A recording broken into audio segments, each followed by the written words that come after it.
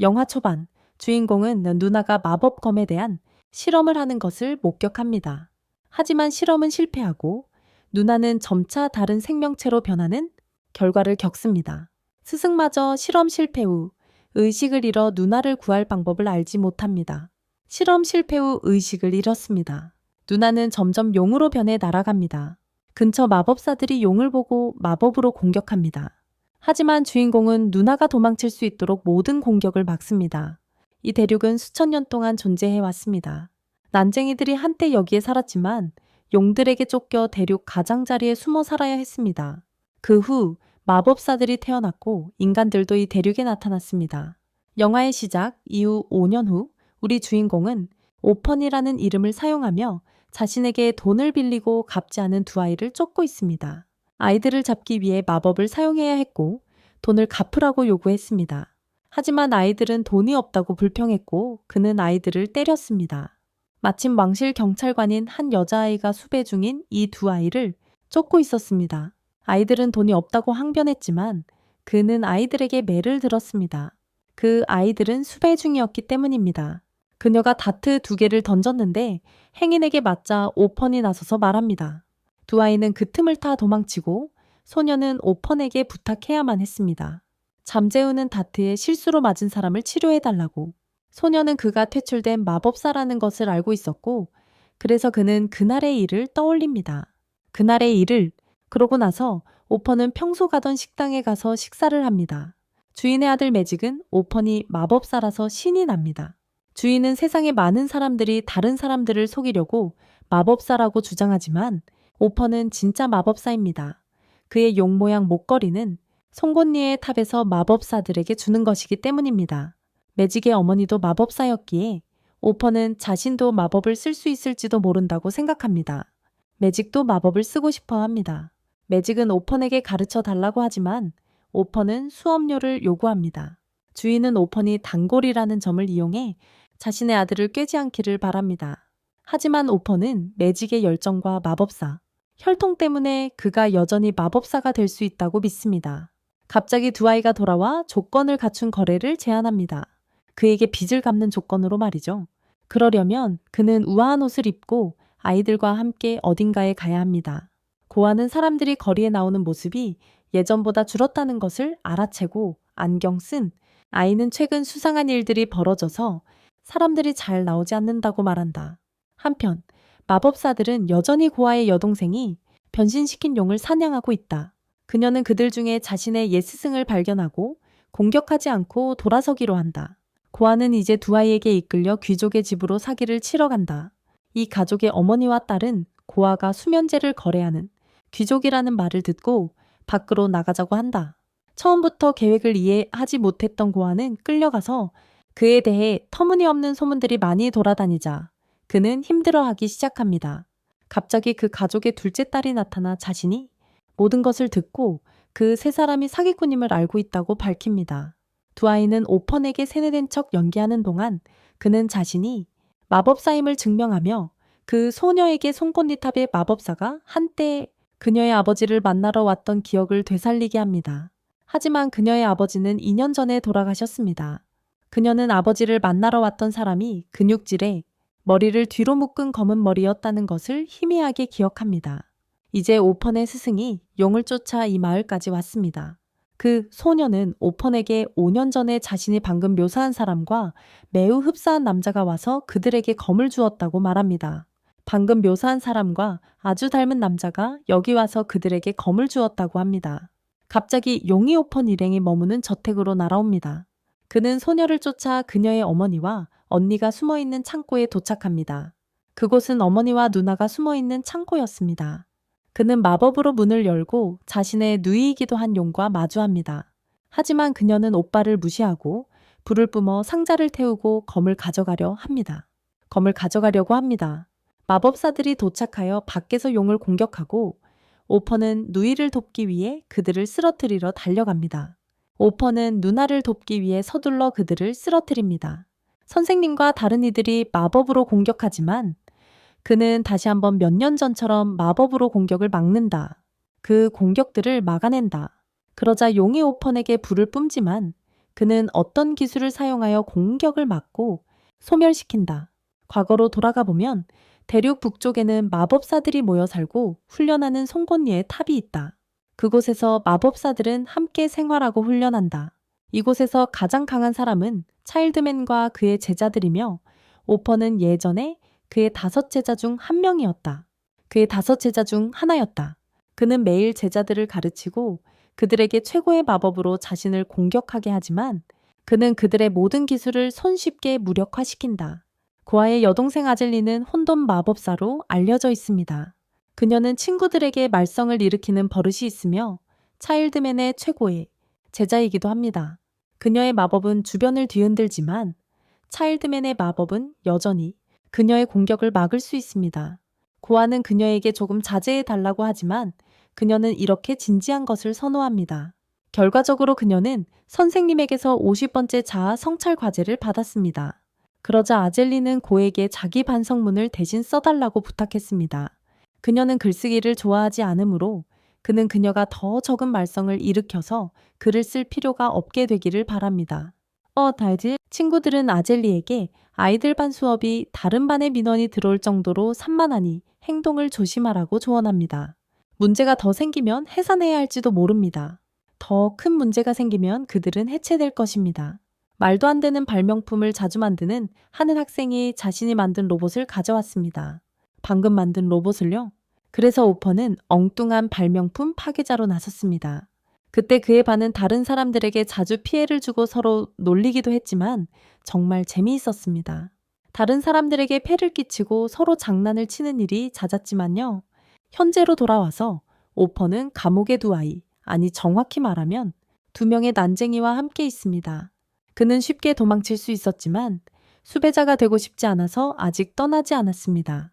아직요? 그와 그 용은 모두 송곳니 탑 출신의 마법사입니다. 그곳 대부분의 사람들은 고아이며 그는 오랫동안 아젤리를 인간으로 되돌릴 방법을 찾고 있었습니다. 아젤리가 다시 나타나자 그는 포기하려던 참이었고 그것은 그를 더욱 결심하게 만들었습니다. 아젤리가 사용한 주문을 찾아서 되돌리려 했습니다. 아젤리가 사용한 주문을 찾아서 반전시키려 했습니다. 하트라는 옛 친구가 오펀을 선생님께 데려가라고 찾아왔습니다. 그는 낡은 옷을 입었고 하트는 그가 여기서 방황하는 것을 보고 놀랐습니다. 그는 이 마을의 서기이기도 하며 오펀이 많이 변했다고 인정합니다. 전보다 비교해서 선생님을 만났을 때 그는 5년이나 되었다는 것을 깨달았습니다. 5년 전 그의 선생님이 아직 의식이 없었을 때 모든 마법사들은 장례식을 치르기로 결정했습니다. 오퍼는 아젤리가 아직 살아있다는 것을 부정한다고 생각해서 화가 났고 이 장례식을 치르는 것으로 그녀를 거부하기로 결정했습니다. 그는 그 빈 관을 부수고 아젤리는 송곳니 탑이 가진 가장 강력한 마법사라고 주장하며 어떤 일이 있어도 그녀를 찾겠다고 말했습니다. 만약 그들이 누군가를 묻고 싶다면 그들은 그를 묻어야 합니다. 그는 자신의 옛 이름을 버리고 아젤리를 찾으러 오펀이라는 이름을 선택했습니다. 하트는 그가 반에서 최고였기 때문에 그를 막고 싶었지만 그는 단지 아젤리가 시험을 보지 않았기 때문에 1등이었을 뿐입니다. 선생님은 자신과 아젤리가 성검을 활성화시키는 실험을 했지만 검이 제어 불능이 되어 아젤리를 용으로 만들었다고 밝혔습니다. 검이 여기에 있는 이유를 묻자 그는 의식을 잃기 전에 한 학생에게 검을 안전하게 보관해 달라고 부탁했다고 말했습니다. 그 사람은 이 귀족 가문의 검을 안전하게 보관해 달라고 부탁하기 위해 검을 가져왔습니다. 용의 인간으로 돌아가려는 본능이 이곳으로 이끌어 검을 가져가려 했던 것 같습니다. 차일드맨은 아젤리, 흑마법과 백마법 모두에 능한 그를 사로잡으려면 그들은 오펀처럼 전투 전문 흑마법사가 필요했습니다. 그는 아젤리를 죽이는 것을 돕기를 거절했습니다. 스승은 그를 강요하지 않았지만 그가 가장 의지할 수 있는 사람이라고 말했습니다. 하트 또한 그가 그들을 도와 명예를 회복하고 팡해탑으로 돌아갈 수 있다고 생각했지만 여전히 내키지 않았습니다. 하지만 그는 여전히 별로 내키지 않았습니다. 차일드맨은 용이 칼을 가져가기 전에 추적기를 심어 두었다고 밝혔습니다. 그러니 지금 그와 가지 않으면 아젤리를 다시는 볼 수 없을 거라고 했습니다. 그는 오늘 밤 떠날 것이니 오펀이 원한다면 따라올 수 있다고 했습니다.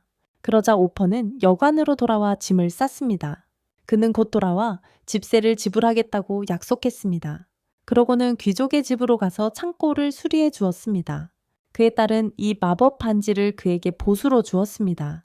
그는 이 반지를 예전 아젤리의 반지로 알아보았습니다. 거기에는 단 한 번의 공격을 막을 수 있는 마법이 새겨져 있었습니다. 그는 이 반지가 검과 함께 여기로 보내졌다는 것을 알고 아젤리를 찾아 나서기로 결심했습니다. 아젤리. 그는 그녀를 구하고 다른 마법사들이 그녀를 죽이기 전에 그녀를 도망치게 해줄 것입니다. 그러고는 길을 떠나 다른 마법사들과 합류했습니다. 만나는 과정에서 그는 과거에 기이한 발명품을 가진 젊은이 카믹을 만났습니다. 과거에 그는 상당히 많이 변했고 오퍼는 이 여정에서 과거의 감정에 휘둘릴 수 없다는 것을 알았다. 더 이상 감정이 방해해서는 안 되었다. 그는 어떤 일이 있어도 아젤리를 구해야만 했다. 가는 길에 오퍼는 차일드맨이 아젤리를 봉인하기 위해 백색 마법사를 데려왔다는 것을 알아챘다. 아젤리를 봉인하려는 백색 마법사를. 그는 이 여정에서 희생자를 예상했고 적어도 한 명이 아젤리를 죽이는 대가로 전체 그룹이 죽는 것도 기꺼이 받아들일 수 있다고 생각했다. 적어도 한 명이 아젤리를 죽이는 대신 전체 그룹이 죽는 것도 감수할 생각이었다. 한편 에라올의 귀족의 딸과 2명의 드워프는 뒤따라오고 있었다. 두 드워프는 아젤리를 잡아 돈을 벌려고 했고 귀족의 딸은 오펀을 돕고 싶어 했다. 그저 오펀을 돕고 싶었을 뿐이었다. 갑자기 셋 모두 곰에게 발각되어 비명을 질렀습니다. 이때 고아와 일행은 잠시 휴식을 취하고 있었습니다. 그는 그 무리가 힘센 사람들로 가득 차 있음을 알았고 차일드맨이 분명 가장 강했습니다.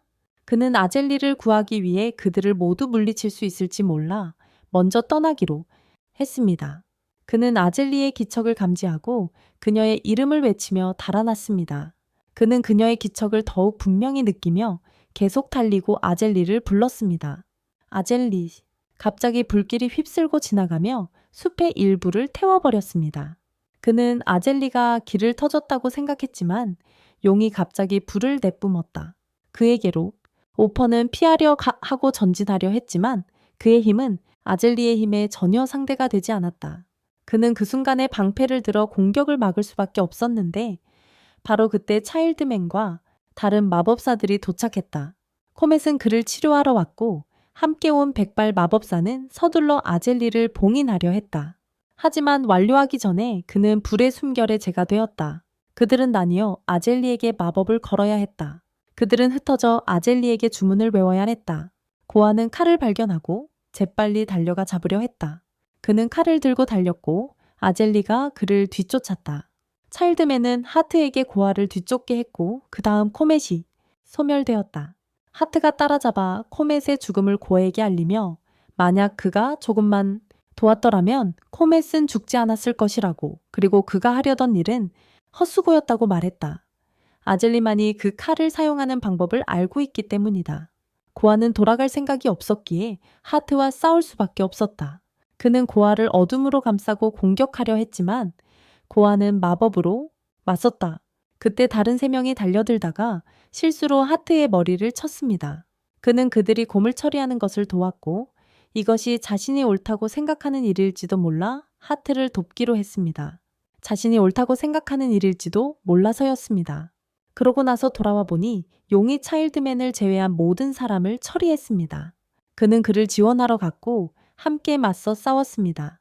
차일드맨에게 기회가 생기자 그는 용을 쓰러뜨리기 위한 공격을 하려 했습니다. 하지만 오펀이 그 공격을 막았습니다. 그래서 그는 다가가 오펀을 한번 찌른 후 용을 완전히 파괴하기 위해 자신의 혼돈 마법을 시전했습니다. 용을 완전히 파괴하기 위해서였습니다. 그런 다음 그는 오펀을 치유하고 자신은 용의 시체에 가지 않고 오펀이 혼자 가도록 했습니다. 그리고 하트는 검을 가지고 돌아왔습니다. 오펀은 용의 마지막 말을 들은 듯 했고 무언가를 깨달았습니다. 다음날 아침 그는 차일드맨이 지나갈 길에서 기다렸습니다. 그는 차일드맨을 불러 만났습니다. 그는 그의 진짜 정체를 알고 있었습니다. 그 몸속 영혼이 사실 차일드맨이 아니라 아잘리라는 것을 깨달았습니다. 정체가 들통났음을 알고 아잘리는 자신의 모습을 드러냈습니다. 그녀는 오펀만이 자신의 진짜 모습을 볼 수 있다는 것을 알고 있었고, 그녀는 그가 언젠가 자신의 아군이 되기를 바랐습니다. 그녀는 수년 전 실험에서 실패하여 의식을 잃었다고 인정했습니다. 그리고 용으로 변신하여 날아갔습니다. 5년 후 차일드맨이 깨어나 그녀를 쫓아갔을 때 그녀는 그를 알아보았고 차일드맨과 의식을 바꿨습니다. 그녀는 칼이 어디 있는지 몰랐기에 그에게 찾게 했습니다. 이 칼은 배인 사람을 어떤 모습으로든 변신시킬 수 있었기에 그녀는 원래 모습으로 돌아가 오펀과 함께하고 싶었습니다. 하지만 그는 자신이 배신당했다고 느꼈기에 그녀가 차일드맨을 죽였기 때문에 그녀를 반대했습니다. 그는 죽기 전에 그 임무를 오펀에게 맡겼습니다. 그들은 그 후 전투를 벌였고 아잘리는 오펀을 배웠다고 생각했습니다. 그들은 싸움을 벌였고 아잘리는 오펀을 배웠다고 생각했습니다. 놓치고 역습을 당할 뻔했습니다. 그는 반지를 삼켰다고 밝혔고 그 반지는 한 방을 막아주었습니다. 단 한 방을 그는 검을 가져가고 그녀는 차일드맨의 시체를 가져도 좋지만 그 시체는 더 오래 가지 못할 거라고 확신했습니다. 그가 검을 가져가려던 순간 그는 아잘리에게 차일드맨이 그녀를 위해 희생했다는 사실을 알렸습니다. 그는 그녀가 정상으로 돌아올 수 있도록 돕기 위해 그녀를 뒤쫓았고 그가 저항하지 않은 이유는 그녀의 의식을 바꿀 때 그녀를 구하고 싶었기 때문입니다. 아잘리는 차일드맨에게 어울리는 사람이 되려고 했고 그래서 그는 검을 느비엘 영화는 오펀이 아직 팡의 탑에 살던 과거로 우리를 데려갑니다. 에서 그와 그의 친구들은 그곳에서 장난기 넘치는 나날들을 보냈습니다. 그는 항상 말썽을 일으키던 달리와 자주 어울렸고 그들의 친구 티시는 징계위원회의 일원으로 자주 문제를 해결해야 했습니다. 차일드맨이 그 당시 학교에 거의 나오지 않았기 때문에 티시는 항상 이런 말썽꾸러기들을 감당해야 했습니다. 티시는 아잘리가 계속 말썽을 피우면 100대의 벌을 받을 것이라고 위협했습니다. 폭행 사건들이 있었죠. 그 당시 오퍼는 말썽꾸러기는 아니었지만 달리와 어울리다 티시에게 몇 번이나 주의를 받았습니다. 그러자 하트가 뛰어와 몇몇 여자아이들을 발견했다고 보고했지만 티시는 만나는 사람마다 말을 걸고 따라다니는 바람에 앞으로는 여자아이들에게 절대 접근하지 말라고 했습니다. 만나는 사람마다 말을 걸고 졸졸 따라다녔거든요. 바로 그때 카맥이 도착했습니다. 복도에서 뛰어다니다 티시에게 주먹을 맞았습니다. 문제는 카맥이 자신의 발명품 때문에 고심하고 있었다는 겁니다. 카맥은 두 친구를 안뜰로 데려갔는데 거기서 그의 발명품이 문제를 일으키고 있었습니다. 마법 공격을 반사할 수 있기 때문에 모두에게 문제가 될 수 있습니다. 하트는 바람 마법을 사용하려고 앞으로 나섰지만 되돌아와 그를 날려버렸습니다. 멀리 오퍼는 빈 마법을 사용하여 팔을 묶어야 했고 티시는 위에서 마무리 일격을 가했습니다.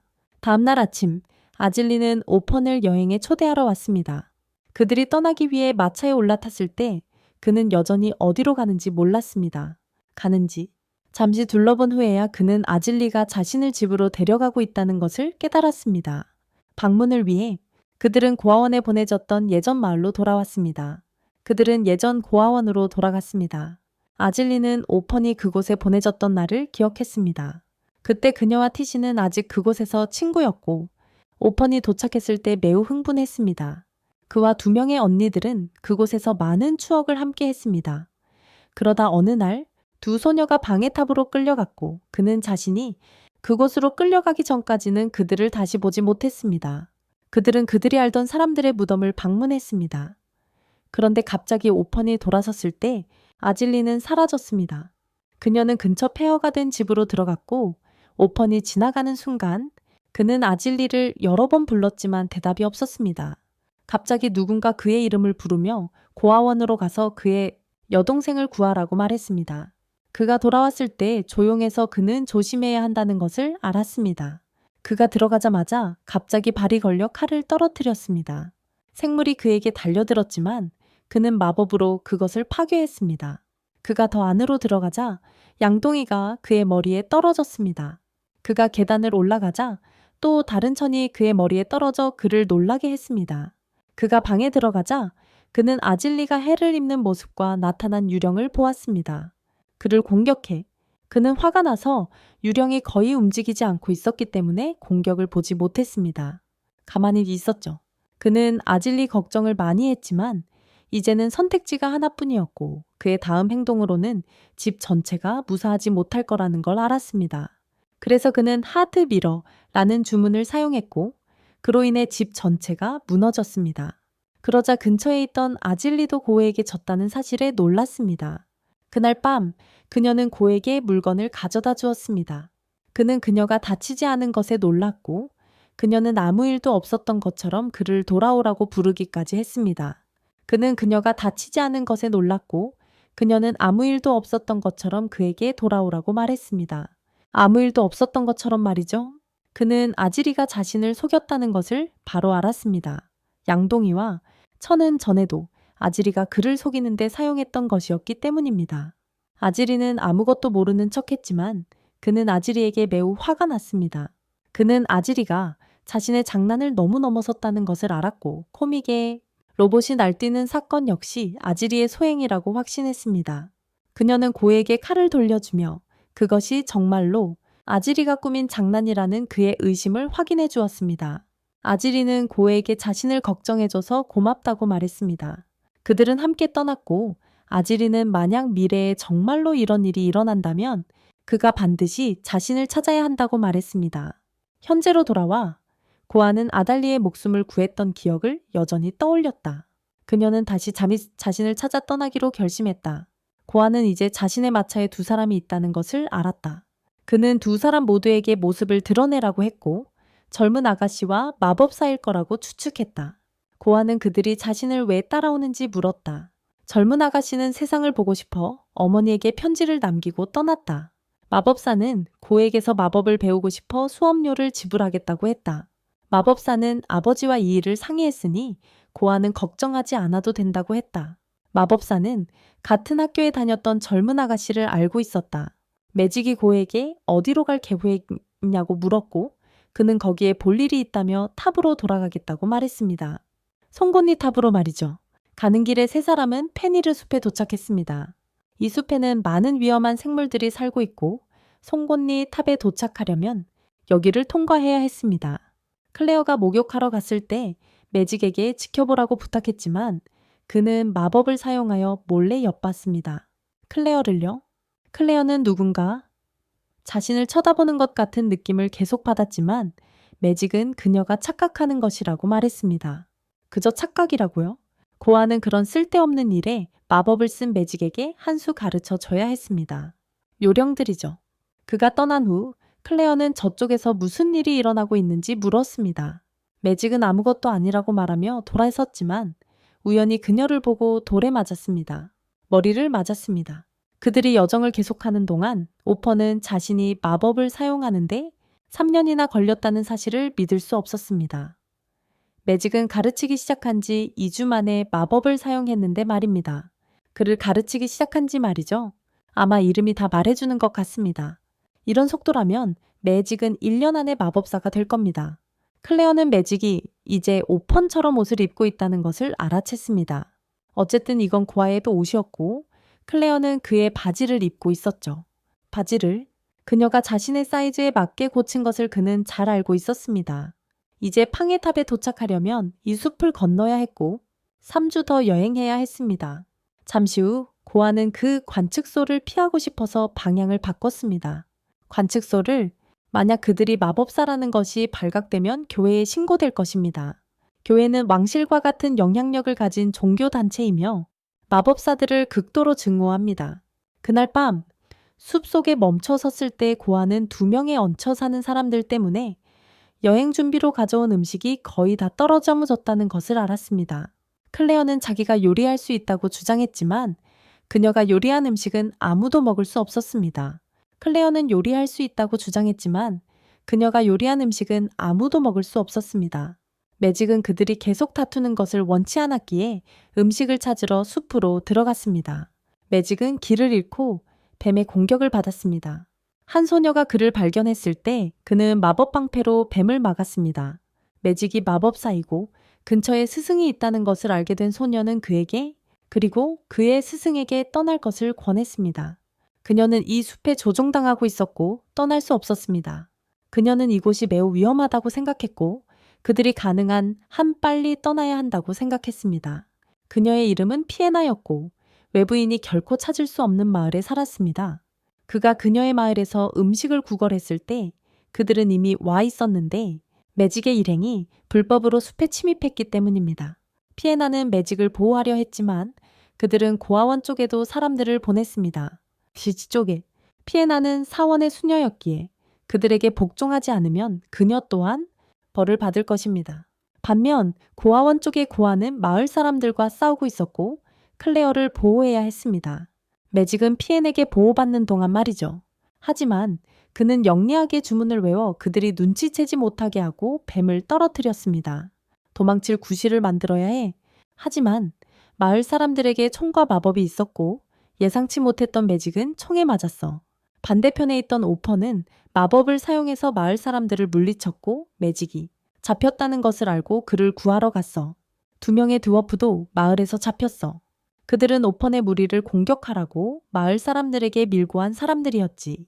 그들은 현재 그곳에서 강제 노역을 하고 있었고 곧 탈출할 방법을 찾을 거야. 오펀은 곧 마을을 찾았고 매직이 저 탑에 갇혀 있는 것 같다는 것을 알았어. 그는 마을 깃발을 보고 용의 신앙을 따르는 곳임을 알아봤어. 이 세상에는 2가지 신앙이 있습니다. 신들의 신앙과 용의 신앙입니다. 용의 신앙은 마법사들의 적입니다. 클레어는 마법사의 상징이 용인데 왜 용의 신앙에게 미움을 받는지 이해할 수 없었기에 설명해야 했습니다. 그래서 그는 설명해야만 했습니다. 고대시대 6종족의 가장 강력한 용들이 함께 살며 신들로부터 마법을 훔쳤습니다. 6종족의 지도자는 천사 용족이었습니다. 그들은 인간과 오늘날의 마법사들을 창조했습니다. 마법사들은 인간과 용의 반반으로 볼 수 있습니다. 과거의 천사들이 인간을 창조했지만 마법사들은 자신들로부터 힘을 훔친 자들이라고 믿었기에 마법사 사냥을 조직했습니다.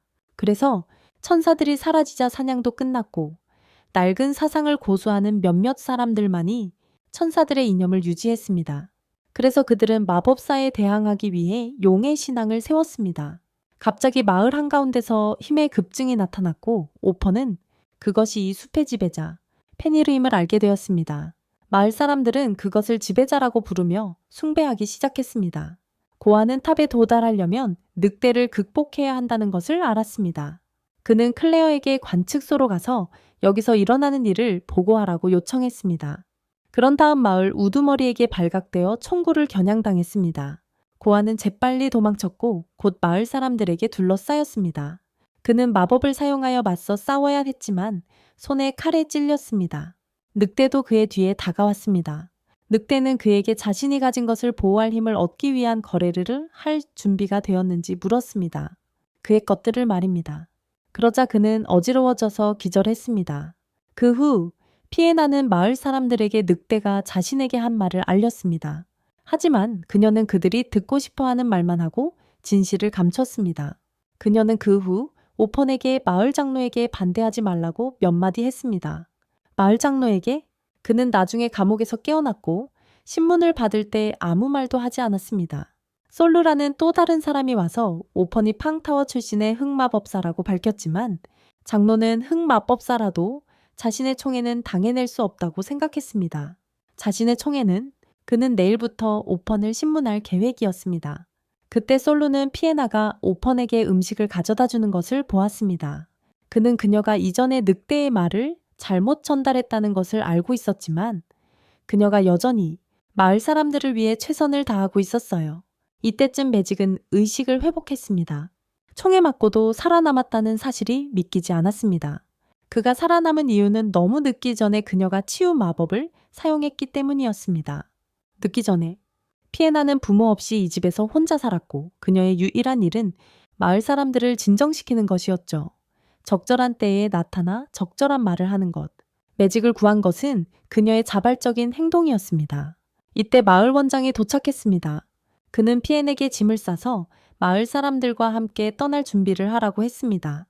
그는 자신이 숲에서 길을 잃은 그녀를 데려왔다고 주장했습니다. 하지만 실제로는 그녀가 그를 발견했고 그는 숲이 그녀를 자신에게 주었다고 믿었습니다. 그녀는 그의 것이 아니라고 말했습니다. 매직은 붕괴하며 자신이 그의 것이 아니라고 말했습니다. 족장이 총을 꺼내자 그녀는 그의 손을 잡았습니다. 그는 마지못해 그녀의 뜻에 따랐고 총을 치우고 그녀에게 짐을 빨리 싸라고 말했습니다. God. 매직은 여전히 피에나를 데려가겠다고 고집했고 그래서 그는 오펀과 클레어를 찾아야 한다는 것을 기억했습니다. 하지만 피에나는 이미 매직을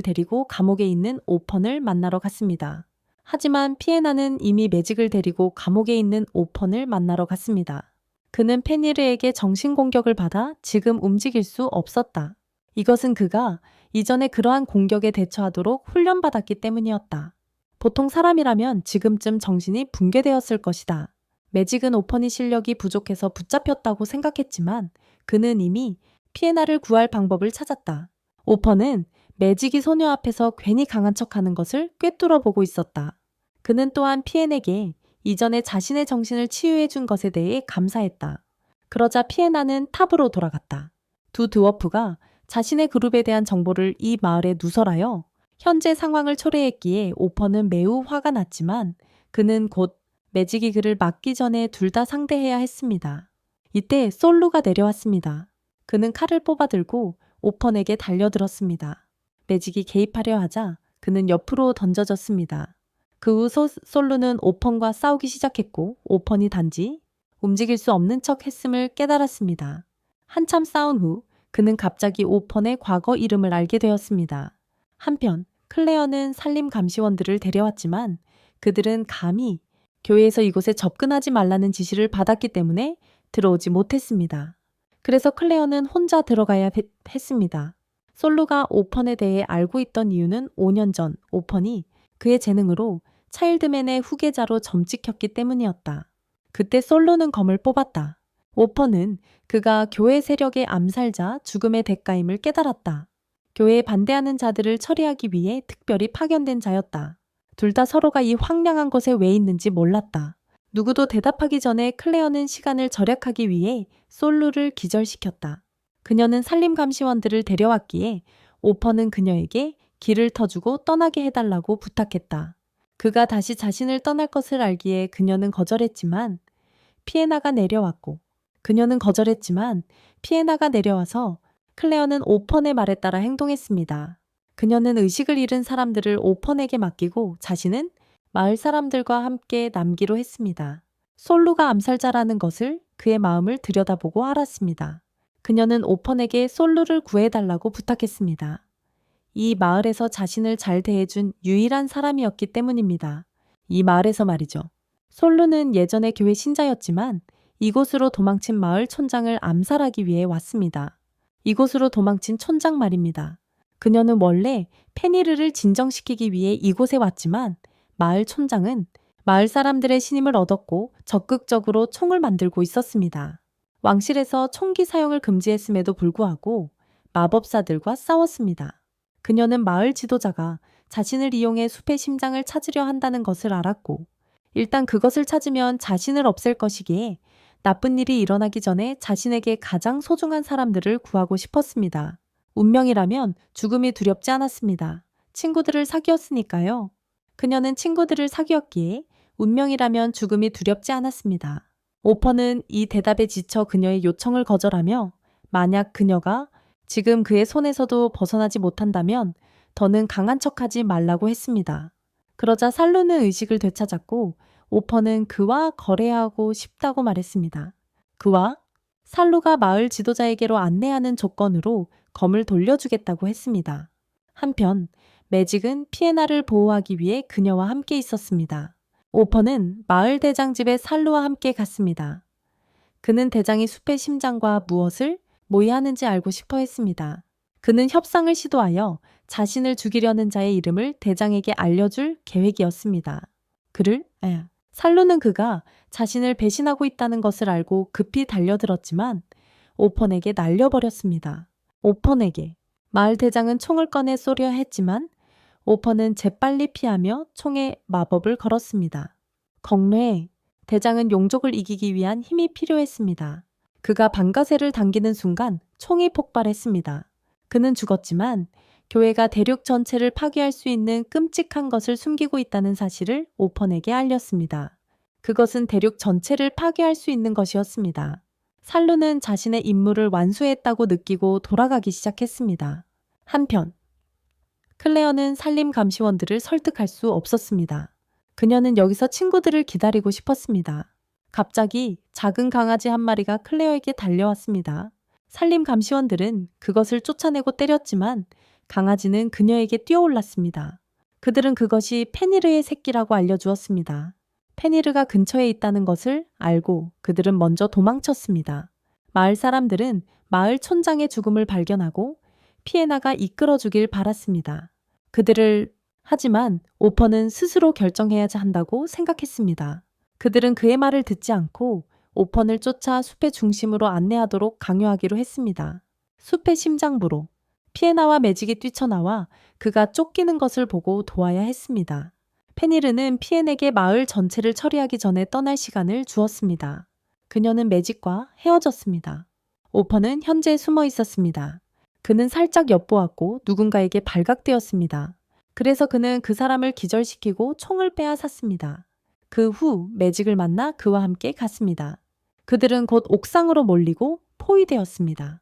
술루가 피에나를 데리러 왔지만 그녀는 아직 할 일이 있어서 떠나고 싶어 하지 않았습니다. 오퍼는 자신이 순간이동 마법을 사용할 수 있다고 밝혔습니다. 꽤 위험했지만 10m까지만 순간이동이 가능했기에 그들은 둘 다 시도했고 인접한 옥상으로 순간이동하는 데 성공했습니다.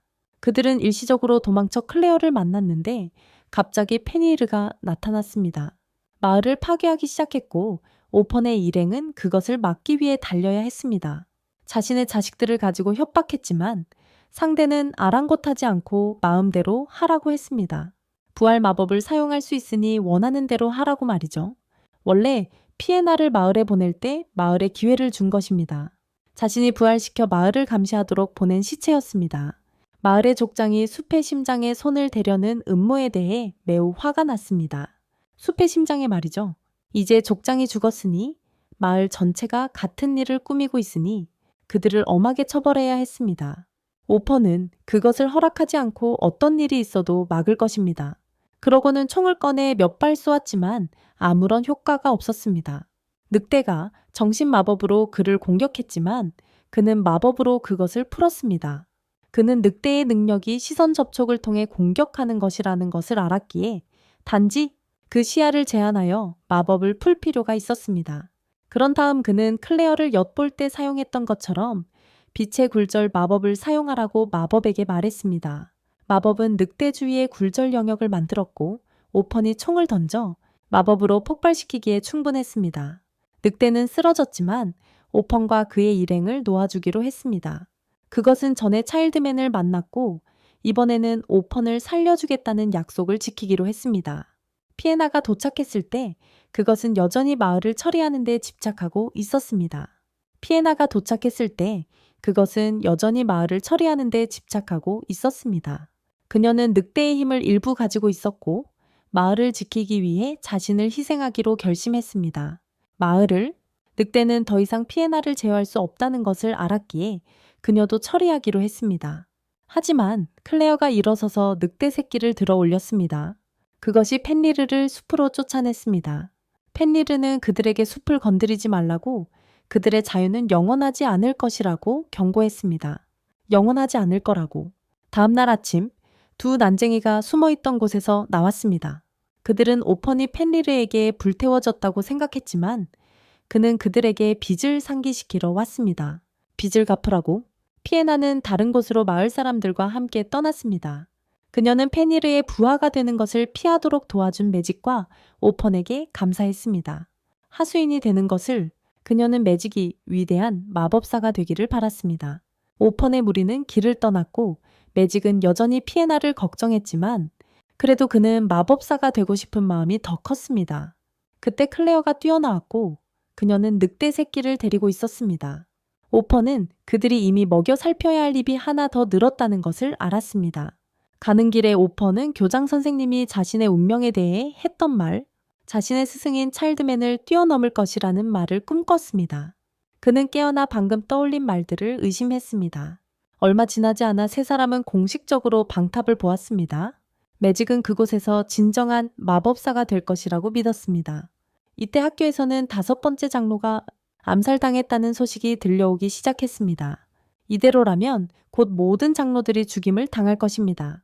학교 당국은 방탑의 안전에 영향을 미치는 이 중대한 사건을 강제력이라도 동원해서 신속하게 해결하려고 합니다.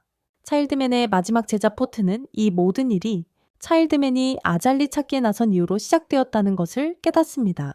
티시는 포트의 방에서 기다리며 아잘리가 정말로 패배했는지 물었지만 포트는 먼저 장로 암살 사건을 해결하고 싶어 했습니다. 살인범은 검은 머리에 매우 마른 체형으로 묘사되었는데 마치 탑의 마법사처럼 보였습니다. 포트는 전투의 반대편에서 오펀을 만났다는 하트의 이야기를 들었고 차일드맨도 사라졌기 때문에 포트는 오펀이 범인이며 장로들을 공격한 행위는 복수 때문이라고 의심했습니다. 한편 오펀은 말을 씻기다가 클레어에게 매직이 또다시 클레어의 요리를 비판했다는 이유로 괴롭힘을 당하는 것을 보았습니다. 이제 그녀는 늑대 새끼를 이용해 공격하는 데 능숙해졌습니다. 고아는 나중에 산림 감시원들과 문제를 일으켰습니다. 그들이 그가 마법사라는 것을 알고 있었지만 그를 교회에 넘기고 싶지 않았습니다. 교회에서 그를 죽도록 때릴 것이라는 것을 알았기 때문입니다. 그러니 그가 떠나는 것이 최선이었고 그들은 그를 보지 못한 척할 것입니다. 아야, 그가 떠나려던 순간 용 모양 목걸이를 잊었다는 것을 떠올렸습니다. 그가 다시 들어가 보니 산림 감시원이 살해당했고 벽에는 그의 목걸이와 함께 상속자가 누구인지 묻는 메시지가 있었습니다. 다른 두 사람은 그가 무슨 생각을 하는지 몰랐습니다. 갑자기 마차가 예상치 못하게 총격을 받고 폭발했습니다. 매직과 클레어는 하늘에서 누군가를 발견했어요. 매직이 그에게 마법을 쏘았지만 더 강력하게 되돌아왔어요. 하지만 늑대 새끼가 둘 모두를 위해 공격을 막았어요. 오퍼는 이전 공격 후에도 다치지 않았고 돌아왔어요. 그는 다른 남자를 꼬맹이라고 불렀고 순간이동 마법을 사용해서 그의 바로 앞에 나타나 수정 마법을 쏘았어요. 매직과 오퍼는 긁혔지만 클레어는 여전히 늑대 새끼에게 보호받고 있었어요. 오퍼는 그 남자가 자신보다 강하지만 아직 늑대 새끼만큼 강하지 않다는 것을 알았어요. 짜밍. 그래서 그는 클레어에게 조심하고 늑대 새끼를 꽉 잡으라고 말했습니다. 그는 그 남자가 어떻게 차일드맨의 순간이동 마법을 사용할 수 있는지 몰랐습니다. 그러자 그 남자는 그가 사람들이 소문내는 것처럼 진정한 상속자는 아닐지도 모른다고 말했습니다. 그 말이죠. 그는 그 남자가 산림 감시원을 죽인 사람이라는 것을 깨달았습니다. 그는 싸우려고 달려들었지만 그 남자는 그를 완전히 제압했습니다. 클레어는 늑대 새끼를 공격하게 했습니다. 하지만 그는 직접 타격을 받고 클레어를 공격했습니다. 하지만 단검이 그의 손에 꽂히면서 빗나갔습니다. 그 단검은 티시가 던진 것이었습니다. 그녀는 고아를 데려가겠다고 했습니다. 그래서 다른 남자가 얼굴을 완전히 드러냈습니다. 5년 전 고아의 얼굴이라는 것을 보고 놀랐습니다. 그 후 티시는 고아의 무리를 방타워로 데려갔고 가는 길에 자신의 두 남매를 티시에게 소개하고 티시를 두 남매에게 소개했습니다. 5년 만에 그가 상당히 변했다는 사실에 그녀 또한 놀랐습니다. 문에 도착했을 때 티시는 고아 무리가 들어갈 수 있도록 경비병들에게 자신의 신분을 보여주었습니다. 그는 삼엄한 경계에 의아해하며 최근 암살 사건이 많았다는 것을 알게 되었습니다. 많은 암살 시도가 있었다는 것을 알게 되었습니다. 이 도시의 탑에 있는 마법사들 대부분은 높은 지위와 권력을 가질 사람들입니다. 높은 직책과 권력을 가지게 될 사람들이죠. 마법사들에게 주어지는 집들은 저택과 같습니다. 차일드맨의 집을 보면 알 수 있죠. 집을 보면 알 수 있습니다. 한편 장로들은 모두 교회가 이 사건에 연루되었을 거라고 의심했습니다. 하지만 고아는 차일드맨과 포트의 정보망이 이미 암살자를 찾아냈어야 한다는 것을 알고 있었습니다. 이미 암살자를 알아챘어야 한다는 것을 알았습니다. 포트는 그 사람이 바로 그 사람이라고 확신했습니다. 포트는 이제 하트에게 전화했습니다. 그는 옛 도시에서 피 묻은 칼만 보고 차일드맨이 그랬을 거라고 의심했습니다. 살해당했고 그럴 수 있는 두 사람은 아잘리와 오펀이었습니다. 모두 아잘리가 이전에 패배했던 용이라고 믿었기에 오펀이 자연스럽게 용의자로 지목되었습니다. 티시는 이제 오펀의 무리를 자신의 집으로 데려왔습니다. 대부분의 마법사들은 가족이 없습니다. 방탑처럼 학생 사망률이 높은 학교에 자녀를 보내고 싶어 하는 사람이 없기 때문입니다. 그래서 가족이 없죠. 안으로 들어가자 오펀은 옛 빼묘를 만났지만 고양이는 그를 완전히 잊어버린 상태였습니다. 그는 티시가 여전히 이상한 물건들을 수집하고 있음을 알았습니다. 그녀는 세 사람 모두를 위한 방을 준비해 두었습니다. 매직과 클레어는 오펀의 어린 시절 사진첩을 볼 기회를 얻었습니다. 그는 자신과 티시시, 아젤리가 가장 가까운 가족이며 우연히도 같은 탑에 갇혀 같은 반에서 수업을 받았다고 밝혔다. 나중에 티시는 오펀이 범인이 아니라고 탑에 알리러 갔지만 그는 탑으로 돌아갈 생각이 없었고 그 때문에 티시는 화가 났다.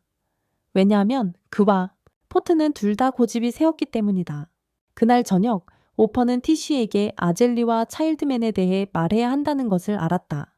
그는 티시가 그 이야기를 들으면 화낼 것을 알고 있었다. 갑자기 그의 목소리가 울려 퍼졌고 그는 다른 자신, 5년 전 자신의 얼굴을 한 자신을 만나러 분수대에 갔다.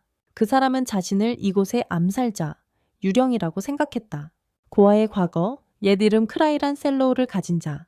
티시는 이제 포트에게 진실을 알렸다. 범인은 5년 전 고아와 닮았고 그 능력은 소문 속 후계자와 맞먹는다고. 소문 속 후계자와 비견될 만큼 강력하다고. 고아로 돌아가서 크라이라는 자신이 차일드맨으로부터 모든 것을 배운 존재라고 주장했다. 마법부터 암살 기술까지. 암살 기술만은 차일드맨에게서 물려받지 못한 것이었기에 그는 고아가 되었어야 할 후계자, 고아라는 이름을 선택하며 버린 버전으로 여겨질 수 있었다. 고아가 버리기로 선택한 자신이었다. 크라이라는 그들을 섬겼고 고아가 그들이 누구인지 알고 있다고 믿었다. 일을 마치고 그는 떠났습니다. 클레어는 모든 상황을 목격했습니다. 다음 날 아침, 티시는 돌아오지 않았고 오퍼는 아무것도 먹지 않았습니다. 그리고 대체 이 크릴라는 누구였을까요? 클레어는 오펀을 도와줄 사람을 찾기로 했습니다. 5년 전 오펀이 아잘리에 대한 단서를 찾으러 떠났을 때 그는 어쩔 수 없이 생계를 위해 돈을 빌려주는 일을 시작했습니다. 이제 그는 자신이 살려준 아잘리가 족장들을 죽이기 위해 크릴란을 만들어 보냈다고 의심했습니다. 여기 온 크릴란을 말이죠. 그는 나중에 티시를 만났습니다. 자신을 두 아이는 지난밤 키가 작은 두 사람이 음식을 구걸하러 왔다는 것을 알았습니다. 그가 아는 사람이라고 주장하며 확신할 수 없어서 그 두 사람을 창고에 가두었습니다. 고아는 그들이 누구인지 알았기에 창고로 가서 그들을 찾았습니다. 그는 그들 둘을 만나 무임승차하려는 것 같다고 생각했지만 만약 그들이 자신을 도와준다면 봐주려 했습니다. 티시는 두 제자가 준 생일 선물을 보며 몇 년 전에 수수께끼 같은 사람이 이것과 똑같은 천사 그림이 있는 메달을 자신에게 주었던 것을 기억했습니다. 이것과 그 당시 오펀의 무리는 외부인과 생일을 축하하려면 친구들을 통해서 해야 한다는 규칙을 만들었지만 티시는 선물 보낸 사람이 누군지조차 몰랐습니다. 그녀는 3명의 어린 남매인 오펀, 하트, 코믹한과 자주 연습했습니다. 그녀는 하트가 아주 강하지만 항상 오펀에게 졌다고 말했습니다. 코미카는 회복 마법에만 능했지만 다른 면에서는 약했습니다. 반면 포트는 차일드맨 다음 가는 정보망과 그와 아잘리에 이은 마법 실력을 가지고 있었습니다. 그의 지식은 무궁무진했지만 체력은 부족했습니다. 오펀은 종종 차일드맨에게 개인 훈련을 받았는데 티시는 어떻게 오펀처럼 순진한 아이가 차일드맨의 상속자가 될 수 있다니. 도서관에서 고민하던 포트에게 티시가 찾아왔다. 그는 오랫동안 티시에게 마음이 있었다. 티시에게 거절당했지만 포트의 마음은 변함이 없었다. 티시는 아직도 오펀이 아잘리에게 너무 응석을 받아서 자신의 가능성을 발휘하지 못한다고 생각했다. 하지만 포트는 오펀이 티시를 다칠까봐 그녀와 함께 훈련하는 것을 스스로 제한하고 있다는 것을 상기시켜 주었다. 그래서 티시는 오펀과 진지한 싸움을 벌여야 했다. 티시가 먼저 공격하자 그는 무슨 일이 일어나는지 이해하지 못했다. 그녀는 그가 훈련 중에 일부러 힘을 숨기고 있음을 알아챘고 그래서 그의 진짜 실력을 보고 싶다고 직접 말했습니다. 그래서 그는 티시의 공격을 순식간에 막아내고 그녀를 날려버릴 만한 강력한 방역을 가했습니다. 그녀는 공중으로 날아갔습니다. 이제 그녀는 그가 진심을 다하면 후계자라는 칭호에 정말로 걸맞다는 것을 깨달았습니다. 현재로 돌아와서 오퍼는 몇 가지 질문을 하기 위해 티시를 찾아왔습니다.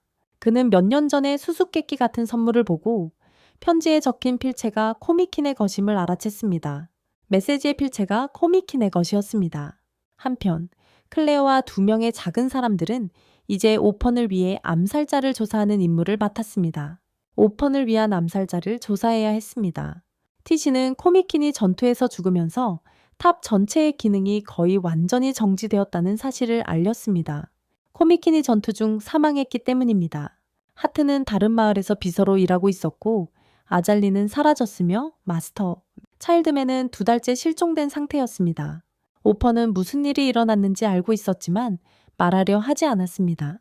티시는 또한 포트가채 독이 든 것을 밝히며 상황이 악화되고 있다고 밝혔습니다. 차에 독이 들었던 것입니다. 그는 그 사실을 알았지만 차일드맨처럼 탑 전체를 장악하기 위해 공개하지 않았습니다. 차일드맨이 한때 그랬던 것처럼 말입니다. 한편 클레어와 2명의 키 작은 사람들이 식사를 하고 있을 때 검은 그림자가 다가왔습니다. 크릴란이 모습을 드러내 클레어와 늑대 새끼를 마취시켜 데려갔습니다. 오퍼는 티시에게 진실을 말해야 한다는 것을 알았고 그래서 포트의 네트워크에 침투할 수 있는 유일한 사람은 자신이거나 차일드맨이라고 말했습니다. 자신은 누군가를 죽일 만큼 비참하지 않아서 암살자가 될 수 없었고 차일드맨은 돌아올 수 없을 것이라고 말했습니다. 2 드워프는 나중에 오펀에게 클레어가 잡혀 차일드맨의 저택으로 끌려갔다고 보고했습니다. 차일드맨의 저택으로 말이죠. 그는 크릴란이 자신을 유인하려 한다는 것을 알았습니다. 매직은 그와 함께 가려고 했지만 티시는 거절했습니다. 둘이 다투자 오퍼는 둘에게 조용히 하라고 말하고 혼자 가겠다고 했다. 혼자서 매직은 여전히 따라오며 크라이런이 클레어의 목숨을 빼앗을지 물었다.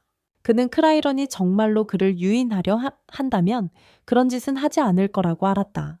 그는 클레어를 구출하고 과거의 모든 일들을 끝내기 위해 혼자 가기로 결심했다. 그러고는 혼자 떠났다.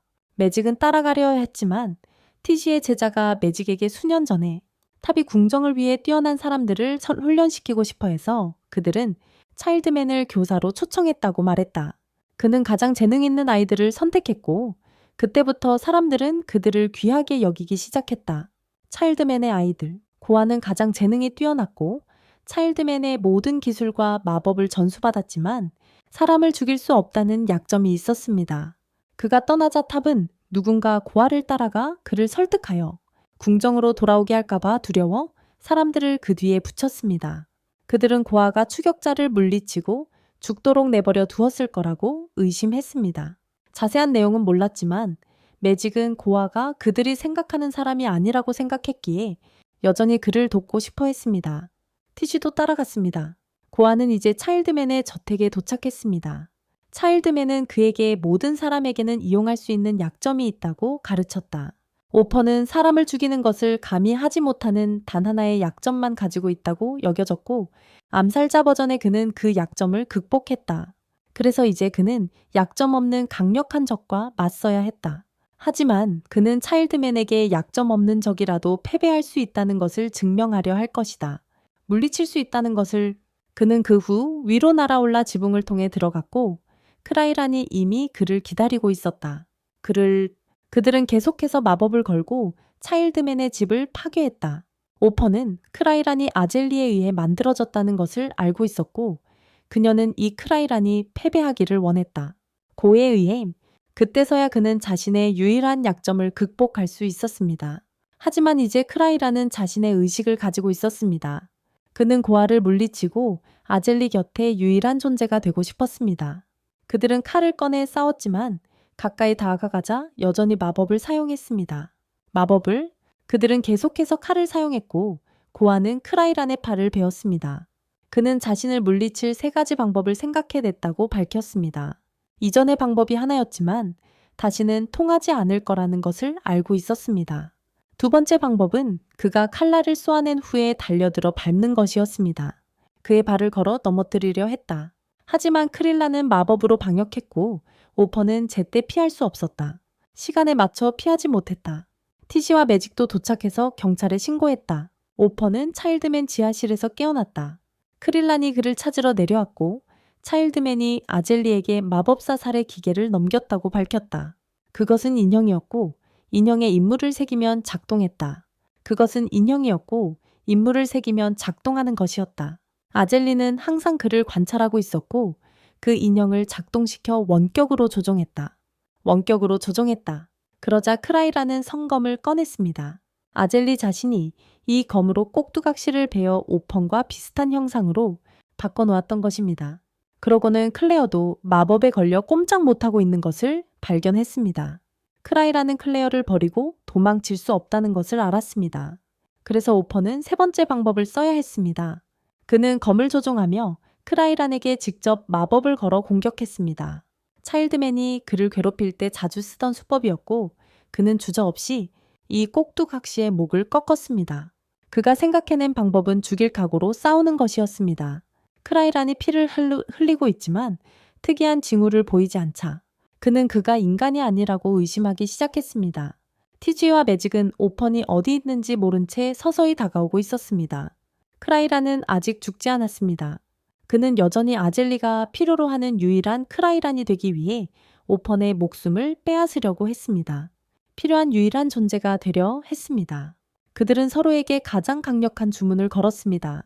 양측은 상대를 밀어내기 위해 끊임없이 주문을 걸었지만 결국 오펀이 승리했습니다. 티지는 전투가 끝났다는 것을 알고 더 빨리 움직였습니다. 매직은 함께 가져갈 또 다른 책을 집어들 기회를 잡았습니다. 오펀은 이제 인형을 물리치고 다시 아젤리와 만났습니다. 그녀는 자신이 장로들을 죽이지 않았다고 밝혔지만 인형이 스스로 자아를 발전시켰다고 말했습니다. 그녀는 인형을 되찾았고 오펀에게 자신은 아직 할 일이 있다고 말했습니다. 그녀는 오펀이 무서운 시선으로 자신을 바라보는 것을 알아챘지만 그는 자신의 방해가 되는 자들을 죽이는데 매우 능숙하지 않느냐고 말했습니다. 하지만 그녀는 그의 시선이 두려웠습니다. 하지만 그는 그녀가 죽일 수 없는 유일한 사람이었습니다. 그가 누군가를 죽도록 내버려 둔 이야기는 사실이었습니다. 그녀는 차일드맨이 백마법에 대항하는 훈련을 완벽하게 시킨 유일한 사람이 오펀이라고 믿었다. 정신수련을 통해서였고 그가 그렇게 한 이유는 오펀이 자신을 제어하기 위해서였다. 반에서 백마법에 능숙한 유일한 사람이니까. 하지만 오펀은 차일드맨이 그런 생각을 했다고 생각하지 않았다. 그는 오랫동안 그녀가 어딘가에서 평화롭게 살기를 바랐다. 그는 그녀에게 빛으로 티시가 그들을 위해 마련해 놓은 집으로 돌아가라고 조언했다. 그녀는 여전히 오펀이 자신을 따라오기를 바랐다. 그가 자신을 이해할 수 있는 유일한 사람이었기 때문이다. 그녀는 오펀이 자신을 이해할 수 있는 유일한 사람이었다. 그녀는 다음번에는 오펀이 자신에게 답을 해줄 것이라고 믿었다. 클레어가 깨어나려는 것을 보고 그녀는 다음에 그를 만날 약속을 정하기로 했다. 시간? 그녀는 또한 지금 티시를 만나고 싶지 않았기 때문에 즉시 떠났습니다. 그 후 티시와 매직이 내려와 오펀과 재회했습니다. 그날 밤 그는 다시 데려다줬고 붕대를 감았지만 모든 것을 토해야 했습니다. 클레어가 요리했던 것을 그녀는 오펀에게 맡고 싶지 않았기 때문에 문 밖에 숨어 있어야 했습니다. 문에서 아잘리는 실수에 대한 조언, 철학적인 말들을 했는데 그가 듣고 싶어 하지 않을 말들 같으니 건너뛰겠습니다. 한편 탑에서는 암살자가 침입하여 여러 명을 더 죽였습니다. 거기서 고아는 이제 곧 떠나고 싶어서 짐을 싸고 있었지만 문에 도착하자마자 다른 암살자를 만났습니다. 암살자는 그가 누구인지 알고 있었습니다. 이때 클레어와 매직이 나타났고 그는 그 둘을 보호하기 위해 주문을 준비했습니다. 하지만 암살자는 이미 떠나고 없었습니다. 그러자 클레어는 고아를 위해 방금 만든 케이크를 꺼냈습니다. 그는 절대 먹기를 거부했지만 말하면서도 결국 삼켜야 했고 토해낼 수밖에 없었습니다. TV는 그들이 일하고 있던 중이었기 때문에 조용히 하라고 말해야 했습니다. 이틀 동안 잠을 못 잤어요. 다음날 아침 오펀은 매직을 탑에 입학시킨 후 떠나고 싶다고 말했습니다. 그는 암살자 문제를 해결했고 크릴란이 꼭두각시였음을 밝혔지만 누가 그를 조종했는지는 모른다고 말했습니다. 물론 티시는 그가 거짓말하고 있다는 것을 알았지만 그는 여전히 아잘리에 대한 어떤 것도 밝히지 않겠다고 고집했습니다. 티시는 그에게 탑으로 돌아올 수 있도록 보증했으니 아무런 압박 없이 머물 수 있다고 알렸지만 만약 그가 계속 고집하면 탑의 암살자들을 마주해야 할 것이라고 말했습니다. 하지만 그는 이미 그런 일이 일어났다고 밝혔습니다. 그러나 그는 그녀가 한 말이 이미 일어났다고 밝혔습니다. 한편 매직은 차일드맨 집에서 가져온 책을 읽고 있었는데 클레어는 그가 자신의 일기를 읽는다고 오해했습니다. 매직은 클레어에게 자신의 일기가 아직 그녀의 다른 손에 있다고 일러줘야 했습니다. 오펀이 와서 매직을 탑으로 데려가겠다고 말했습니다. 클레어도 가고 싶어 했지만 오펀이 거절했고 그래서 티시는 두 제자에게 클레어를 탑 구경시켜 주기로 했습니다. 탑의 송곳니를 보면서 식사를 하는 동안 세 사람은 다시 두 난쟁이를 만났습니다. 그들은 탑의 송곳니 모양 베개를 팔고 있었습니다. 클레어가 오펀에게 알리겠다고 위협하자 그들은 툴툴거리며 다른 곳으로 가서 팔았습니다. 티시의 제자가 이 탑은 원래 상층부에서 관리했고 아래층은 교실이었다고 밝혔습니다. 차일드맨의 반이 가장 우대받았고 상층부에 영향력을 행사했기에 다른 반들의 질투를 샀습니다. 차일드맨의 실종은 당시 탑의 질서를 혼란에 빠뜨렸습니다. 한편 오퍼는 티시와 함께 매직을 탑으로 데려가던 중 오퍼는 그녀에게 적을 만들었는지 물었습니다. 적이 없었기에 만약 지금 매복 공격을 당한다면 그것은 자신 때문일 거라고 생각했습니다. 그 말을 마치자마자 차 전체가 공격받았습니다. 오퍼는 매직을 사용해 차를 보호하고 마취 연기도 날려버렸습니다. 날아오는 병에서 풀려났습니다. 적들이 그들을 재빨리 포위했고 오퍼는 이 무리가 용의 신앙에서 온 자들이라는 것을 알았습니다. 오퍼는 혼자 뛰쳐나가 그들을 모두 처리했습니다. 그는 그들 중 한 명에게 자신의 무리를 공격한 이유를 질문했고 그것은 그 숲속의 무리에 대한 복수라고 의심했지만 그들은 그가 전혀 아무도 죽이지 않았는데도 그들의 사람들을 학살했다고 비난했습니다. 하지만 그때 누군가 그 사람의 목을 베었습니다. 그 사람 또한 자신을 드러냈습니다. 그는 제가 전에 탑에서 사람들을 죽였던 바로 그 사람이었습니다. 그는 오펀을 알고 있었고 자신을 하이드렌트라고 소개했습니다. 티시는 그가 상층부 인물이라고 생각했고 그들이 호송될 것이라고 여겼습니다. 그는 오펀이 전에 죽은 줄 알았던 사람인 것 같습니다. 그 후 오펀은 탑 입구로 가서 포트의 비서에게 개인적인 만남을 요청받았습니다. 포트의 비서였습니다. 포트는 오펀을 다시 만난 것에 놀라지 않은 듯 했습니다. 그는 방금 전 비서에 대한 주요 내용을 바로 이야기하고 싶어 했습니다. 그는 컬레인 반 학생이었는데 차일드맨 반과 라이벌 관계였고 그 컬레인 반은 어떤 곳입니까? 간단히 말해 그가 어젯밤 만난 암살자는 컬레인 반 출신이었습니다. 그러니까 그가 방금 만난 하이드렌트도 그랬죠. 그는 이곳에 보고서를 보내와서 용 숭배자 무리를 발견했다고 했죠. 이곳 국경 근처에서 배회하는 무리를 발견하고 학살했고 이제는 생존자들을 몰살하고 있었습니다.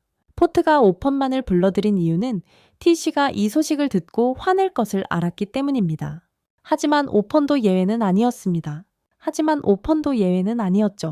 그는 캐를레인의 수업에 그를 찾으러 갔고 그는 이미 그곳에서 그를 기다리고 있었습니다.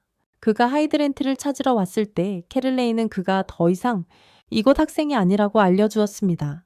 그는 하이드런트가 무슨 짓을 했는지 알고 있었지만 그의 일은 단지 시체를 치우는 것이었기에 눈 감아줬습니다. 그가 티시나 매직을 건드리지 말라고 그렇지 않으면 네가 그를 찾아올 거라고 협박했습니다. 물론 그는 당신의 능력을 알고 있었지만 현재 차일드맨이 그를 제어하지 못하기 때문에 그와 적대 관계를 맺지 말라고 충고했습니다. 그 후 오퍼는 떠났고 티시는 포트가 자신을 만나주지 않아서 여전히 화가 났지만 매직은 탑의 지원서를 제출할 수 있게 되어 기뻐했습니다. 한편 클레어는 돌아왔을 때 지난밤에 암살자를 만났습니다. 밤에 오퍼는 돌아와서 클레어가 문 앞에서 부상당해 의식을 잃은 것을 발견했습니다. 티시의 두 제자는 암살자의 공격 때문이라고 알렸습니다. 고아는 어젯밤 만났던 자일지도 모른다고 생각했습니다. 고아는 뒤쫓고 싶었지만 티시는 그가 더 큰 문제를 일으키면 여기 어른들이 봐주지 않을 거라고 말렸습니다. 티시가 그들을 찾으러 갈 거였습니다. 그는 그녀가 위험해지는 걸 원치 않았지만 그녀는 소녀만 공격하고 도망친 겁쟁이에게는 지지 않을 거라고 생각했습니다. 그녀는 자신의 보금자리를 지킬 것입니다. 그러자 고아는 클레어를 데리고 치료를 받게 해야 했고 티시는 암살자를 만나 그가 자신을 유인하고 있다는 것을 깨달았습니다. 그녀를 유인하고 있다는 것을 깨달았습니다. 그녀는 위험을 감수하고 싶지 않았지만 놓치고 싶지도 않았다. 고아는 나중에 티시를 찾으러 갔다. 클레어도 따라가고 싶어 했기에 그는 매직에게 클레어가 자신을 따라오지 못하게 하라고 지시했다. 그 후 그는 혼자 갔고 티시는 자신의 고향으로 유인당했다. 그는 그녀를 낡은 집으로 유인하여 공범과 함께 매복했다. 그녀는 다른 한 명이 하이드런트라는 것을 알았다. 그는 여기서 고아를 만나기를 바랐지만 조만간 올 것이라는 것을 알고 있었다. 티시는 자신이 그들에게 질 것이라고 생각하지 않았기에 불마법을 사용하여 공격했다. 고아는 섬광을 보고 재빨리 그곳으로 달려갔다. 티시는 이제 두 사람에게 압도당했고 하이드런트에게 두 손가락이 잘렸다. 하지만 어려운 순간에 아잘리가 그녀를 구하러 왔습니다. 소방전은 아잘리가 죽지 않았다는 사실에 놀라서 떠났습니다. 아잘리는 티시를 치료하고 오펀이 오기 전에 떠났습니다. 그는 티시를 집으로 데려갔고 티시는 그가 자신을 구했다고 생각했으며 심지어 그의 목소리를 아잘리의 목소리로 착각했습니다. 그는 무슨 일이 있었는지 알았기에 그냥 따라갔습니다. 그는 클레어가 괜찮다고 알렸지만 티시의 손가락은 다시 붙였지만 신경은 회복되지 않아서 그 두 손가락은 이제 거의 쓸모가 없게 되었습니다. 그는 그들에게 벌을 주고 싶었지만 티시는 그가 어리석은 짓을 그만두기를 바랐습니다. 그녀는 그를 잃느니 차라리 두 손가락을 잃는 게 나았을 거예요. 그녀는 오펀이 포트에게 보고하길 바랐어요. 포트는 상부에 보고하여 캐르라인 일당을 철저히 처리할 거예요. 캐르라인의 무리 말이에요. 그녀는 코미콘이 살아있다면 자신의 손을 치료해 줄 수 있을 거라고 생각했어요.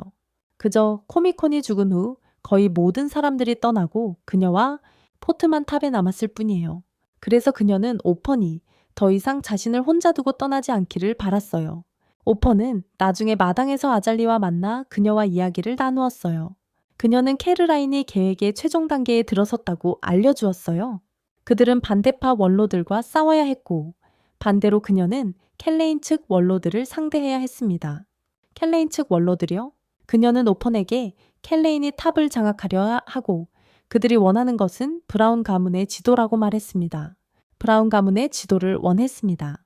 1000년 전 세상의 신들 중 하나가 다른 신들을 죽여 하나의 존재가 되어 마법의 왕이 되려 했습니다. 교회는 마법의 왕을 이단으로 여겼지만 마법의 왕이 비밀리에 책을 남겼다는 사실을 아는 사람은 거의 없었습니다. 마법의 왕이 비밀리에 책 한 권을 남겼습니다. 그 책은 힘으로 이끄는 지도였고 점차 브라운 가문에 전해졌습니다. 브라운 가문에게로 하지만 그 가족에게서 곧 사라졌고 용숭배자들에게 넘어갔습니다. 그 책을 마지막으로 소지했던 사람으로 알려진 이는 차일드맨입니다. 익숙한 게 보이는군요. 그는 어느 정도 이것이 매직이 차일드맨 집에서 주워온 책과 관련이 있다는 것을 깨달았을 겁니다. 그렇죠? 아젤리는 그 책이 케어라인의 무리를 이곳으로 끌어들일 것을 알았지만 그들 또한 그 책이 필요했기에 아젤리는 그들에게 넘겨주지 않기로 결정했습니다. 그리고 그녀는 케어라인의 무리가 오늘 밤 행동할 것을 알고 있었습니다. 그녀는 암살자들을 처리하고 그에게 암살 임무를 남길 겁니다. 그를 커레인. 그는 아잘리의 계획을 따를 수밖에 없다는 것을 알았습니다. 책이 어디 있는지에 대해서는 그녀는 그에게 매직이 가지고 있다고 알려주었습니다. 그 후 아잘리는 그에게 공간을 이동하는 힘을 주고 떠났습니다. 그는 아잘리가 자신을 그렇게 쉽게 조종할 수 있다는 사실에 매우 짜증이 났습니다. 그가 안으로 들어가자 클레어가 모든 것을 들었다는 것을 알게 되었습니다. 그는 매직에게 책을 어디서 구했는지 물었고 즉시 아잘리가 매직이 그것을 찾도록 의도적으로 계획했다는 것을 깨달았습니다. 그런 다음 그는 두 사람 모두의 도움이 필요하다는 것을 알고 그들에게 함께 가자고 요청했습니다. 그는 티시에게 이런 짓을 한 자들을 탑으로 가서 물리치겠다고 직접 말했습니다. 고아와 어린 두 아이는 탑 밖에 도착했습니다. 클레어는 전체 계획을 이해했지만 매직은 책을 가져간 것에 대해 약간 죄책감을 느꼈습니다. 그 때문에 티시가 다쳤습니다. 하지만 고아는 매직이 잘못이 아니라고 생각했습니다. 조만간 그가 하레 캐르레인의 수업을 모두 끝내야 할 것이고 이제 그들이 들어갈 방법은 담을 넘는 것이었고 물리적인 방법으로 해결할 수 없다면 마법사들은 자신들이 가장 잘하는 일을 할 것입니다. 그리고 그 벽을 넘을 때 물리적인 방법으로 해결이 안 될 때 마법사들은 그들이 가장 잘하는 것을 할 것입니다. 그들이 가장 잘하는 일을 할 것입니다. 안으로 들어가면서 고아는 이번에 자신이 먼저 공격하기로 한 이유는 그들이 예상하기 어려울 것이기 때문이라고 설명했습니다. 그들은 보통 경비병들이 휴식을 취하러 갈 때 자정에 몰래 나가지만 그는 확신했습니다. 그들은 보통 경비병들이 휴식을 취하러 갈 때 자정에 몰래 빠져나가지만 그는 확신했습니다. 그들은 그가 여기에 올 것이라고 예상했기에 오늘 나오지 않았지만 2명의 어린아이들은 아니었습니다. 지금 그는 자신의 약점을 극복하고 진정한 후계자임을 증명하고 싶었습니다. 그는 경비실로 가서 확인했고 경비병들이 사라진 것을 발견했습니다. 하이드랜트가 그의 뒤에서 공격해왔고 그는 물러설 수밖에 없었습니다. 그는 방역해야 했고 하이드랜트는 공범들을 불렀고 클레어는 자신의 늑대를 소환하여 공격을 막았습니다. 오퍼는 그가 다른 경비병들에게 발각되는 것을 신경 쓰지 않는다는 것을 알았고 하이드랜트는 그것은 켈레인의 문제라고 말했습니다. 그는 켈레인의 운명에는 관심이 없었고 단지 그와 문제를 해결하고 싶었습니다. 영원히 고아가 되었어. 티지를 다치게 한 게 자신이라는 걸 알았고 아잘리가 아직 살아있다는 사실을 숨겼다는 것도 알았지. 아잘리가 아직 살아있었어. 그러자 오퍼는 뒤로 물러서서 하이드런트를 적절한 싸움 장소로 유인했어. 낡은 훈련실이었지. 그와 차일드맨의 모든 반 학생들이 함께 연습하던 곳이야. 그는 여전히 이 흉터에 대해 분개하고 있었어. 5년 전 그가 자신에게 준 흉터 말이야. 그때 그는 법원에 모아 취직하려고 했지만 그를 데려왔어. 장로들이 아잘리와 싸울 수 있는 사람이 탑에 적어도 1명은 필요했거든. 그리고 그들이 필요로 했던 사람은 오펀이었어. 차일드맨이 자신의 모든 기술을 전수했던 사람 말이야. 하지만 그는 거절하고 그의 얼굴에 총을 쐈어. 차일드맨이 모든 기술을 전수했던 오펀이었지만 그는 거절하고 그의 얼굴에 총을 쐈어. 그에게 모든 기술을 전수했던 오펀이었지만 그는 거절하고 그의 얼굴에 총을 쏘았지. 서로에게 깊은 상처를 지닌 채 그들은 여기서 모든 원한을 풀기로 했다. 고아는 마법으로 그를 들어올려 가벼운 화살을 쏘았지만 그는 역습하여 돌진했다. 방역하여 그에게 달려들었다. 고아는 그의 뒤로 순간이동하여 둘 다 근접전을 벌이게 했다. 한편 클레어는 또 다른 적과 마주쳤다. 그 적은 고아 일행이 흩어진 것을 알아챘다. 그는 매직을 찾기 전에 클레어를 처리하기로 했다. 클레어는 자신을 무능하다고 생각하는 그의 속마음을 듣고 분노했다. 그가 클레어의 능력을 깨닫자마자 그녀의 늑대가 그의 손을 잘라버렸다. 매직은 낯선 곳에서 깨어나 하이드런트의 공범을 만났다. 그는 마법을 처리하려 했지만 소년이 도망쳤습니다. 하지만 책이 떨어졌고 그가 가져갔습니다. 마법은 어쩔 수 없이 남아 싸워야 했습니다. 그는 방패를 들어 주문을 막고 나서 빛의 화살을 사용하는 방법을 알아냈습니다. 쏘기는 했지만 빗나갔고 그래서 상대방이 되쏘았습니다. 마법은 어떻게든 순간이동을 배우고 피했지만 그 강력한 움직임들은 그의 마법력을 소진시켰습니다. 그래서 포트가 나서서 상대방을 쫓아냈습니다. 마법은 책을 되찾으러 가고 싶어 했지만 포트는 오펀이 직접 처리하게 하기를 원했습니다. 그리고 이제부터 매직은 그의 제자가 될 것이다. 한편 오펀은 뛰어난 신체 능력과 기술을 사용하여 하이드런트를 물리쳤다. 그가 나머지 반쪽 얼굴을 태우려는 순간 클레어가 도착했다. 그녀는 암살자를 때리고 늑대에게 이끌려 왔다고 말했다. 오퍼는 그녀를 데려온 것을 다행이라고 생각했다. 그 후 그는 그녀와 함께 켈레인의 수업에 갔다. 켈레인은 책을 얻었고 모든 범죄를 자백했기에 오퍼는 그에게 자세히 살펴보라고 말했다. 그가 진짜 책처럼 보이도록 약간 변조한 것이 클레어의 일기였기 때문이다. 그러자 포트가 나타나 캐르랭의 반 전체를 고발했습니다.